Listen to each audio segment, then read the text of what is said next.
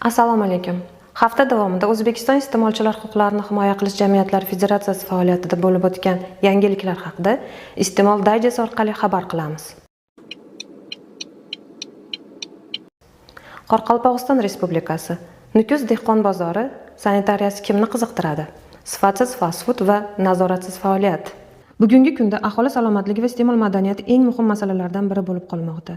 Biroq bozorlarimizdagi ovqatlanish shoxobchalaridagi holatni ko'rganingizda, bu talablar faqat qog'ozda qolib ketmayaptimi degan o'rinli savol tug'iladi. Eng birinchi e'tiborimiz tortadigan jihat taomlarning ochiq osmon ostida, issiq havoda, har tomondan chang va pashsha, qo'ng'izlar qo'nishi mumkin bo'lgan sharoitda maxsus himoya qoplamasiz sotilayotganidir. Eng achinarlisi, sotuvchi maxsus kiyim-bosh va qo'lqopdan foydalanmaydi.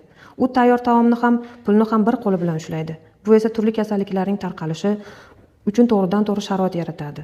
Shunday nazoratsizlik va sanitariya talablarining buzilishi bozorda muntazam ravishda davom etmoqda. Sanitariya-epidemiologiya xizmati faollari ushbu holatni nazoratga olishlari so'rab qolamiz, deyiladi Qoraqalpog'iston Respublikasi Iste'molchilar huquqlarini himoya qilish jamiyatlari federatsiyasi tomonidan Telegram kanalda tarqalgan xabarda. Andijon viloyati nosoz kir yuvish mashinasi yangisiga almashtirib berildi. Marhamat tumanida yashovchi fuqaro Sobirov tomonidan tuman iste'molchilar huquqlarini himoya qilish jamiyatiga yozma murojaat kelib tushdi.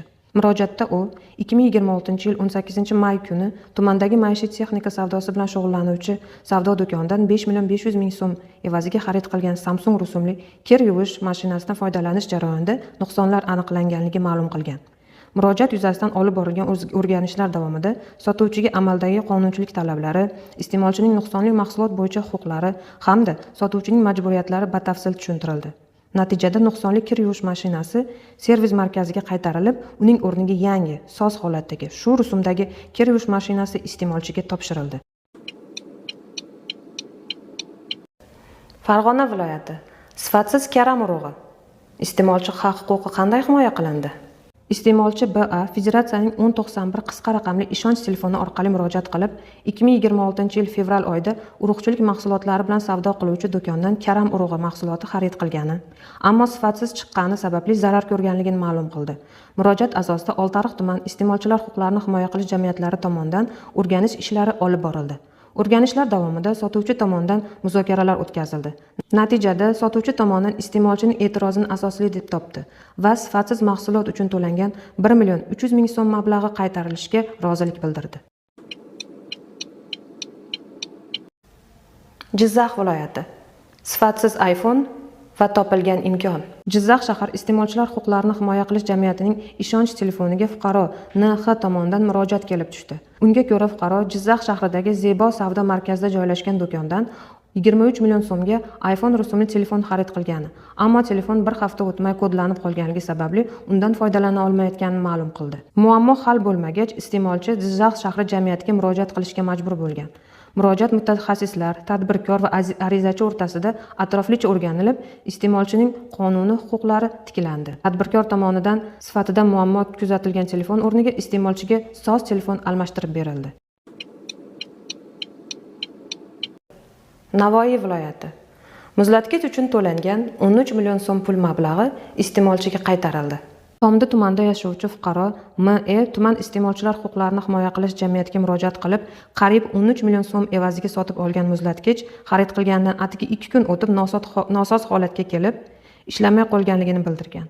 Mazkur murojaat o'rganilishi jarayonida sotuvchiga amaldagi qonunchilik talablariga muvofiq iste'molchining huquqlari tushuntirildi. Ko'rilgan choralar natijasida fuqaroning qonuniy talabi qanoatlantirilib, nosoz muzlatkich uchun to'langan qariyb 13 million so'm pul mablag'i to'liq qaytarib berildi. Namangan viloyati 8 million so'mlik avtotex xizmat bepul bajarildi. Chust tumani iste'molchilar huquqlarini himoya qilish jamiyati tomonidan fuqaro murojaati o'rganilib, ijobiy hal etildi. Tumani fuqarosi S.ni 2025-yil noyabr oyida Chust avtotex xizmat MChdan Damas rusumli avtomashina xarid qilgan. Mashina 3000 km masofa yurgandan so'ng uning korobka qismida nuqson yuzaga kelgan. Fuqaro ushbu holat yuzasidan korxona mas'ullariga murojaat qilgan bo'lsa-da, masala o'z vaqtida hal etilmagan. Murojaatni Chust tuman jamiyat mutaxassislari tomonidan o'rganilib, korxona mas'ullariga amaldagi qonunchilik talablari yuzasidan tushuntirish berildi. Natijada Damas rusumli avtomashinaning korobka qismidagi nuqsonlar servis xizmati tomonidan bepul bajarildi. Qashqadaryo viloyati Nishon tumanida iste'molchiga nisbatan hisoblangan salkam 40 million so'm miqdoridagi noreal qarzdorlik sud qarori bilan bekor qilindi. Murojaatda bayon etilishicha, Nishon tumanida yashovchi fuqaro Nazarova Sadoqat Xalq bankidan kredit olgan. Ushbu kredit grafik asosida kechiktirilmasdan to'lab kelingan. Ammo bank xodimlari tomonidan yo'l qo'yilgan texnik xatoliklar tufayli fuqaroga nisbatan ortiqcha 39 million 103.860 so'mlik qarzdorlik hisoblangan. Mazkur qarzdorlik bo'yicha fuqarolik ishi bo'yicha sudga berilgan. Iste'molchining bu boradagi murojaati Nishon tumani jamiyati mutaxassislari tomonidan o'rganilishi jarayonida sudga qo'shimcha asoslantiruvchi hujjatlar taqdim etilib, iste'molchi huquqi to'liq himoya qilindi va unga nisbatan hisoblangan qarzdorlik sud orqali bekor qilindi. Samarqand viloyati 3 million so'm iste'molchiga qaytarildi. Fuqaro Samarqand shahridagi 3ta mobil do'konidan 3 million so'mga uyali aloqa apparati sotib oladi. Ko'p o'tmay telefonda nosozlik kelib chiqib, u umuman ishlamay qoladi. Do'kon ma'muriyati esa muammoni hal qilib berishdan bosh tortadi. Samarqand shahar iste'molchilar huquqlarini himoya qilish jamiyati xodimlari vaziyatni atroflicha o'rganib, do'kon mas'ullariga amaldagi qonunchilik talablarini tushuntirdi. Natijada tadbirkor o'z xatosini tan oldi. Nosoz telefon do'konga qaytarildi va iste'molchining 3 million so'mlik puli to'liq o'ziga qaytarib berildi. Toshkent shahri fuqaroga 8 million 484 ming 609 so'mlik miqdordagi sug'urta puli undirib berildi. Toshkent shahar Chilonzor tumanida yashovchi fuqaro SX Federatsiyaning Telegram boti orqali murojaat qoldirib, sug'urta kompaniyasi tomonidan to'lanishi lozim bo'lgan mablag'ni ololmayotganligidan shikoyat qildi. Mazkur holat Mirobod tuman iste'molchilar huquqlarini himoya qilish jamiyati mutaxassislari tomonidan atroflicha o'rganilib, sug'urta kompaniyasi bilan tegishli muzokaralar olib borildi.